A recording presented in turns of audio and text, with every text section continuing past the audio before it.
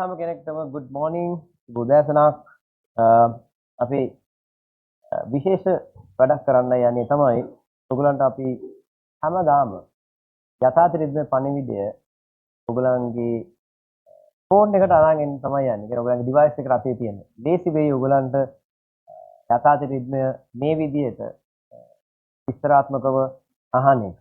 ඉතින් මම හිතුවා මේක ඔයගලන්ට ගොඩක් වාසිදායක සහ ආශිර්වාදාත්මක දෙයක් වෙයි කියලා. ඒ නිසා අද දවසේ ඉඳලා ඔයගලන්ට අපි පටන් ගන්නවා යථාර්ථ රිද්මය විස්තර කරලා දෙන්න. ඔබ දන්නවා යථාර්ථ රිද්මය කියන්නේ ක්‍රයිස්ට් එම්බසි සභාවේ ජනවාසගේ මනුෂ්‍යයා පාස්ටර් ක්‍රිස් මේ ලියන දිනපතා මෙනෙහි කිරීම. right. ඉතින් මේකෙන් ගොඩක් අය ආශිර්වාද ගන්නවා. ඔයගලන්ට පොත ගැන මම චුට්ටක් කිව්වොත් එහෙම මේක ඇවිල්ලා අපි කියන්නේ දූතයා කියලා, පණිවිඩයේ දූතයා කියලා කියන්නේ messenger angel.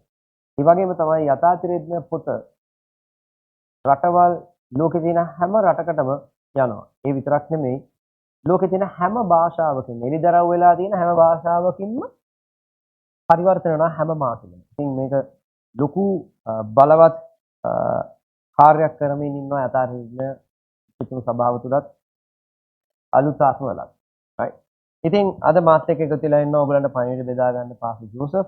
පාස්ටර් ජෝසප් අපි අද පළවෙනිම පාඩම නිසා පළවෙනිම දවස නිසා යථාර්ථ රිද්මය ගැන ඔයාලට බොහොම කෙටියෙන් පොඩි විස්තරයක් කියන්න පුළුවන්ද?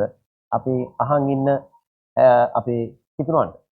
Thank you pastor මේ දී අවස්ථාව නිසා නරක අවස්ථාව නිසා පස්සේ යථාර්ථ රිද්මය ගැන කිව්වොත් මේ කාලේ මිනිස්යන්ට දේවනාංශගේ මනස දේවනාංශගේ හදවත එදිනෙදා දැනගන්න තියෙන හොඳම මාධ්‍ය කිව්වොත් වැරදි නෑ. හොඳම ක්‍රමය තමයි පස්සේ යථාර්ථ රිද්මය.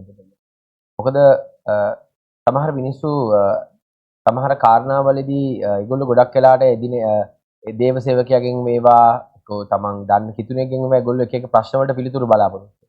හැබැයි යථාර්ථ රිද්මය කියන එක එදිනෙදා මිනිසෙක්ට වචනේ උගන්වනවා විතරක් නෙවෙයි ඒගොල්ලන්ගේ ජීවිතයේ අවශ්‍ය කරන හැම දෙයකටම පිළිතුරක් වෙලා තියෙන යථාර්ථ රිද්මය.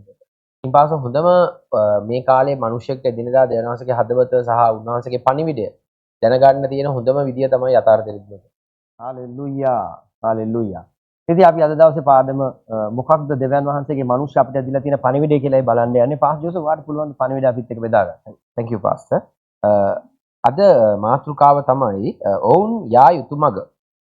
හිතෝපදේශ 26 දෙවියන් වහන්සේගේ වචනය කියනවා 22 කියනවා දරුවෙකු සුදුසු මාර්ගයේ පුහුණු කරන්න එවිට ඔහු වයස්ගත වූ කලත් එයින් අහක්ව නොයන්නේ. ආමෙන්. ඉතින් පණිවිඩය අපි බලමු. ඉතින් පණිවිඩය කියනවා දරුවන් ඇතිදැඩි කිරීම සම්බන්ධයෙන් දේව වචනෙන් පැහැදිලි උපදෙසක් ලබා දී ඇති අතර එය පුද්ගලික ආකල්ප හෝ නූතන සංස්කෘතික ප්‍රවණතා මත වෙනස් වන්නක් නොවේ. බයිබලය පවසන්නේ දරුවෙකු සුදුසු මාර්ගයේ පුහුණු කරන්න කියා මිස ඔහු කැමති මගක හෝ සමාජ යෝජනා කරන මගක හෝ ඔබ කැමති ආකාරය පුහුණු කරන්න කියා නොවේ. එම සුදුසු මාර්ගය තීරණය වන්නේ දෙවියන්වහන්සේගේ වචනේ. හalleluya. අතරම පාස්ටර් පාස් අපිට දෙවියන්වහන්සේගේ මනුෂ්‍ය අපිට හැමතිස්සෙම කියන දෙයක් තමයි දරුවන්ව කුඩා කාලෙදිම යා යුතු මාර්ගය යන එක කිව්ව විදිහට පාස්ටර් මේක කියලා තියෙනවා යා යුතු මාර්ගයක් කියනවා. ඒ මාර්ගය තියෙන්නේ දෙවියන් වහන්සේගේ වචනේ. අපි කැමති දෙයක්වත් අපි කැමති විදිහටවත් නෙවෙයි දරුවෙක්ව හදන්න කියලා තියෙන්නේ. දෙවියන් වහන්සේගේ වචනේ කියලා තියෙන විදිහට. හalleluya. ඉතින් වර්තමානයේ සමහරු තම දරුවන් ඇතිදැඩි කිරීමේ වැරදි මතවාදයක් අනුගමනය කරයි. ඔහු අපේ ගෙදර හැමෝටම නිදහස තියෙනවා Taman කැමති දෙයක් විශ්වාස කරන්න සහ කැමති විදිහකට දෙවියන්ට සේවය කරන්න. යයි පවසති. එය කිතුණු නිවසක් නොවේ. කිතුණු ජීවිතය යනු විශ්වාසයන් පිළිබඳව ප්‍රජාතන්ත්‍රවාදයක් නොවේ. ඔබ කිතුණු පවුලක් ගොඩනැගීමට තීරණය කරන විට එතන ප්‍රමිතියක් තිබිය යුතු අතර එම ප්‍රමිතිය දෙවියන් වහන්සේගේ වචනය. ආමෙන්. තවද ඔවුන් දෙවියන් වහන්සේ දැනගන්ට අකමැතිව සිටි බැවින් රෝම 1:28 කියා බයිබලයේ පවසන අය ගැන සිතන්න. එම తත්වය වැඩිහිටි වියේදී හදිසියෙම ආරම්භ වන්නක් නොවේ. එය බොහෝ විට ළමා කාලයේදී නිවැරදි පුහුණුවක් සහ මඟ පෙන්වීමක් නොලැබීමේ ප්‍රතිඵලයකි. දරුවන්ට දෙවියන් වහන්සේට සේවය කළ හැකි නිවැරදි මාර්ගය කියා නොදෙන විට ඔවුන් හැදී වැඩෙන්නේ දෙවියන් වහන්සේ පිළිබඳ සචේතනිකත්වය නොමැතිව. එම අඩුව දරුණු අධ්‍යාත්මික ප්‍රතිවිපාකවලට මඟ පෑදිය හැකිය. මට තව දෙයක් මතක් වෙනවා මේක මෙහෙම කියද්දි. ඇත්තටම දෙවියන්වහන්සේගේ වචනේ කියලා තියෙන්නේ දරුවන්ව හදන්න කියලා. දරුවන්ට හැදෙන්න දෙන්න කියලා නෙවෙයි. ගොඩක් වෙලාවට දෙමව්පියන් අමතක වෙන දෙයක් තමයි දරුවෙක්ට හදන්න ඕනේ කියන එක. දරුවෙක්ව හැදුවේ නැත්නම් ඒගොල්ලන්ට ඕන විදිහට ඒගොල්ලෝ හැදෙනවා. ඒක ඇවිල්ලා ඇත්තට මේ කියන විදිහට මහා භයානක තත්ත්වයක් වෙනවා. ඉතින් දරුවෙකු සමග ආත්මික විනය සම්බන්ධයෙන් ඔබ එකඟතා ඇති කර ගැනීමට යා යුතු නැත. මක් නිසාද බයිබලයේ පවසන්නේ මෝඩකම දරුවෙකුගේ හදවතේ බැඳී පවතින බවත් නිවැරදි විනය මගින් එය ඉවත් කළ හැකි බවත්ය. මෝඩකම ළමයෙකුගේ සිතට බැඳී තිබේ. දඩුවම් කිරීමේ ඉපල එය ඔහුගෙන් දුරු කරයි. හalleluya. ඒ කියන්නේ ඉපල පාවිච්චි කරන්න කියලායි කියන්නේ. මිනිස්සු හිතන් ඉන්නවා ඒගොල්ලෝ දන්නවා ගොඩක් රටවල නීතියක් තියෙනවා. ඒ යම්කිසි දරුවන්ට ගහන්න දෙන්නේ නැහැ. ඒකෙන් වෙන්නේ දරුවෝ අම්මලට ගහන තැනට එනවා. තාත්තලට ගහන තැනට එනවා.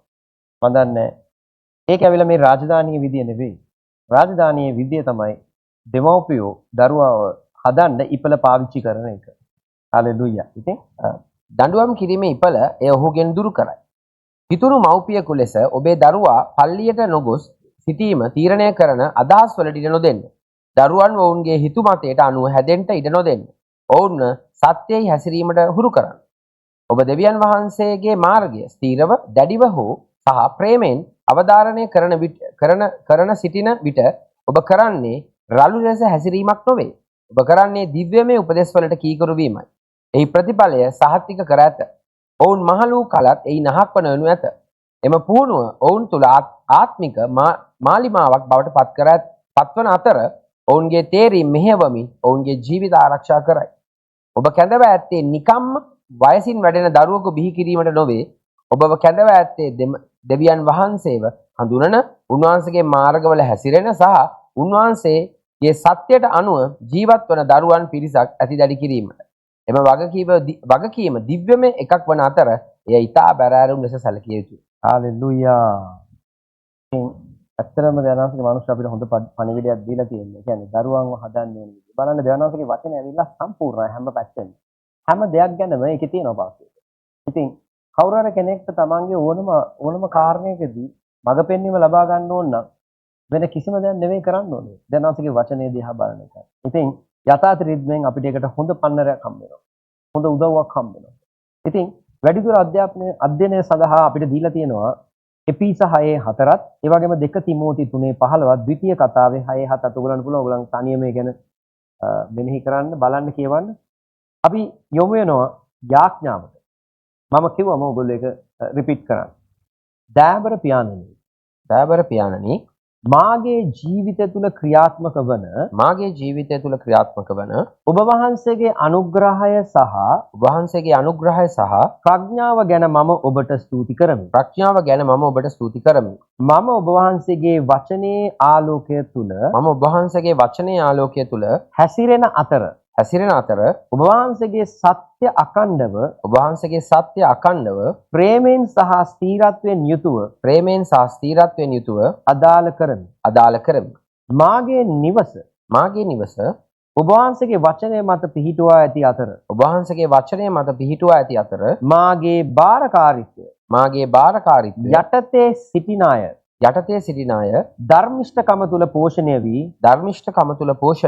ඔබ වහන්සේගේ අභිමුඛය පිළිබඳ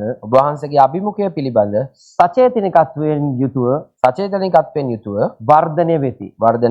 ජේසුස් වහන්සේගේ නාමයෙන්. ආමේන්. හalleluya.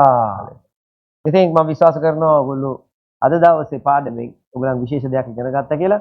අපි හෙට උදෑසනත් අරන් යනවා ඔයගලන්ට ලෝකේ තියෙන වැඩියෙන්ම අලෙවි වෙන බයිබලයට පස්සේ වැඩියෙන්ම අලෙවි වෙන පොතේ තියෙන පණිවිඩය අරගෙන අපි ගිහින් එන්න. ඔයගොල්ලෝ හැම කෙනෙක්ටම ආශිර්වාදවත් දවසක්. God bless you.